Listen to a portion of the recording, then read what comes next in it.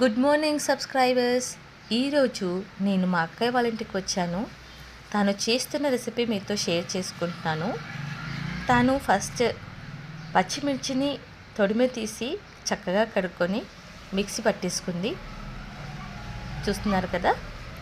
అంతేకాకుండా తోటకూర, పాలకూర రెండు కట్టలు సమానంగా తీసుకొని వాటిని చక్కగా కడుక్కొని సన్నగా తరుక్కొని పెట్టుకోవాలి.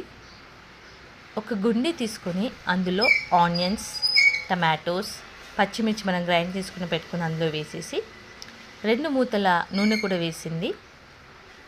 ఇది చాలా సింపుల్, ఈజీగా ఆకుకూరను వండుకోవడం అండి. ఎక్కువ నూనె కూడా అవసరం లేదు, టేస్టీ కూడా ఉంది. ఇందులోనే ఉప్పు, దాంతోపాటు మనం ఆకుకూరలోనే కొంచెం కొత్తిమీర కూడా యాడ్ చేసేసుకున్నాము. సో అన్ని కింద అడుగున వేసుకొని పైన ఆకుకూరలు వేసేసుకోవాలి.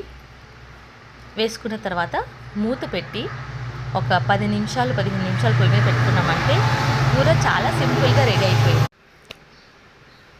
ఎక్కువ ఆయిల్ లేకుండా చక్కగా టేస్ట్గా ఉంది. నేను ఎండింగ్ వీడియో తీయలేకపోయాను. చాలా రుచిగా ఉంది. ఆయిల్ లేకుండా ఎంత బాగా వచ్చిందో మీరు కూడా ట్రై